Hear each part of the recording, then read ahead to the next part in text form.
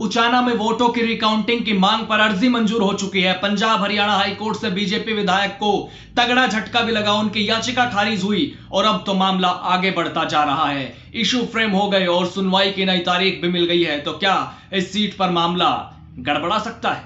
कब तक कोर्ट इस केस में किसी नतीजे तक पहुंचेगा? दोस्तों नमस्कार, मैं आपका यार जतिन पत्रकार। उचाना विधानसभा वो सीट जिसकी चर्चा आज चारों तरफ हो रही है। पूरे प्रदेश की निगाहें इस सीट पर आज टिकी है क्योंकि कोर्ट में बहुत विशेष केस चल रहा है जिसके लिए अर्जी मंजूर भी हो चुकी है कांग्रेस प्रत्याशी बृजेंद्र सिंह की। और यहां से जीत हासिल करने वाले बीजेपी विधायक देवेंद्र अत्री को झटका लगा कोर्ट से, उनकी याचिका खारिज कर दी गई। लेकिन अब ताजा मसला यह है कि शुक्रवार को इस मामले पर सुनवाई हुई जिसमें बृजेंद्र सिंह और देवेंद्र अत्री की याचिका पर इशू फ्रेम किए गए। याचिका के मेन पॉइंट्स, बिंदु निर्धारित किए गए और सुनवाई की नई तारीख भी बताई गई। अब मामले पर अगली सुनवाई होगी 23 सितंबर को, यानी कि मंगलवार को। नहीं, मेरा मामला सब जुडिस है, कोर्ट के सामने है, तो मैं उस पर कोई टिप्पणी नहीं करना चाहूंगा। अब 23 तारीख को इन बिंदुओं पर बहस होगी जिसके बाद कोई अगला फैसला होगा। दरअसल उचाना विधानसभा सीट पर सबसे छोटी हार हुई थी 2024 विधानसभा चुनाव में हरियाणा में। कांग्रेस हार गई और बीजेपी यहां पर जीत गई। लेकिन उसके बाद कांग्रेस प्रत्याशी रहे बृजेंद्र सिंह ने कोर्ट में याचिका डाल दी और याचिका में भी कई अहम दलीलें दी गई बृजेंद्र सिंह की तरफ से और उनको उम्मीद की किरण भी जरूर दिख रही होगी। फिलहाल देखिए, बहुत हॉट सीट थी ये चुनाव में क्योंकि बीजेपी से देवेंद्र अत्री तो कांग्रेस से पूर्व केंद्रीय मंत्री चौधरी बीरेंद्र सिंह के बेटे मैदान में थे और पूर्व डिप्टी सीएम दुष्यंत चौटाला भी जेजेपी से चुनाव लड़ रहे थे इसी सीट पर और निर्दलीय भी मैदान में थे।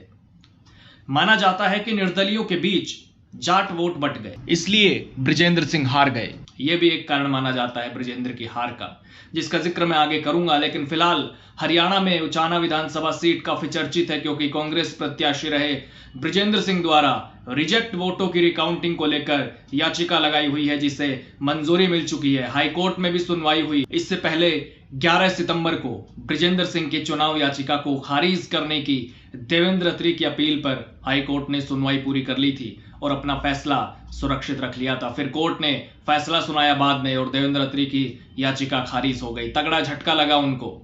आपको बता दूं कि पिछले साल हुए विधानसभा चुनाव में बृजेंद्र सिंह उचाना सीट से सिर्फ 32 वोट से चुनाव हार गए थे और उसके बाद इस मामले में उन्होंने रिजेक्ट हुए वोटों की रिकाउंटिंग करवाए जाने की मांग को लेकर याचिका दायर की थी। उनका कहना था कि अगर रिजेक्ट हुए वोटों की संख्या हार जीत के मार्जिन से ज्यादा है तो उनकी दोबारा से गिनती होनी जरूरी है और वो एक निर्धारित प्रक्रिया के अंतर्गत वीडियोग्राफी के बीच की जानी चाहिए। पोस्टल बैलेट पेपर जो स्कैन नहीं हो पाए थे उन्हें एक निर्धारित प्रक्रिया के तहत वीडियोग्राफी के बीच खोला जाना चाहिए था क्योंकि उनकी संख्या चुनाव परिणाम के अंतर से कहीं ज्यादा थी। लेकिन निर्वाचन अधिकारी ने कानून को अनदेखा करते हुए उन वोटों की गिनती नहीं करवाई, यानी उन सभी कैंसिल वोटों की दोबारा से जांच रिटर्निंग अधिकारी को मौके पर ही करनी होती है, लेकिन ऐसा नहीं हुआ। तो याचिका को देवेंद्र अत्री बनाम बृजेंद्र सिंह बनाया गया है। इसमें बृजेंद्र की याचिका पर देवेंद्र अत्री के वकील ने आपत्ति उठाते हुए कई ऑब्जेक्शन लगाए थे, लेकिन कोर्ट ने सभी ऑब्जेक्शन को खारिज कर दिया और मुख्य याचिका पर सुनवाई के आदेश दिए। उचाना विधानसभा चुनाव में बीजेपी प्रत्याशी देवेंद्र अत्री को 48,968 वोट मिले थे। दूसरे नंबर पर रही कांग्रेस प्रत्याशी बृजेंद्र सिंह को 48,936 वोट मिले थे। इसमें कांग्रेस प्रत्याशी बृजेंद्र सिंह 32 वोट से चुनाव हार गए। इस चुनाव में 400 के करीब बैलेट पेपर की काउंटिंग की गई थी, तो इनमें से 215 वोट त्रुटियों के कारण रिजेक्ट या कैंसिल हो गए थे जिनकी रिकाउंटिंग की मांग हो रही है। वैसे उचाना में हुड्डा की भूमिका पर भी कई तरह के सवाल उठते हैं, यहां तक कि खुद बृजेंद्र सिंह भी बिना नाम लिए एक इंटरव्यू में हुड्डा पर आरोप लगा चुके हैं। उन्होंने कहा था कि 2 निर्दलीय उम्मीदवारों की निष्ठा एक व्यक्ति विशेष के प्रति थी, ये दोनों अंत तक खड़े रहे। उन्होंने कहा था कि मुझे हराने के लिए पर्दे के पीछे बहुत खेल हुआ, 3 लोग इकट्ठे हुए। खुद चुनाव लड़ रहे दुष्यंत चौटाला ने निर्दलीय के फेवर में इशारा कर दिया था। बृजेंद्र ने आगे कहा कि जेजेपी के दुष्यंत चौटाला ने तो मंच पर यह भी कह दिया था कि और कुछ ना सूझे तो गिरडे को ही दे देना। उन्होंने कुछ सोच समझ कर ही कहा होगा। दरअसल निर्दलीय चुनाव लड़ने वाले वीरेंद्र घोगड़िया का चुनाव निशान रोड रोलर था। आम भाषा में इसे गिरडा कहते हैं। मैं उनकी बातों को वजन इसलिए नहीं देता क्योंकि जेजेपी ने खुद ही अपना वजूद खत्म कर दिया, लेकिन मेरी हार में कहीं ना कहीं दुष्यंत का भी रोल तो रहा है। वैसे तो बृजेंद्र सिंह के हार में निर्दलीय उम्मीदवार वीरेंद्र घोगड़िया और दिलबाग सिंह संडील की भूमिका रही है, क्योंकि इससे जाट वोट बट गए और बीजेपी के देवेंद्र अत्री चुनाव जीत गए। उचाना में बीजेपी प्रत्याशी देवेंद्र अत्री को 48,968 वोट मिले थे, मैं आपको पहले भी बता चुका हूं, और बृजेंद्र सिंह 32 वोट से चुनाव हार गए थे।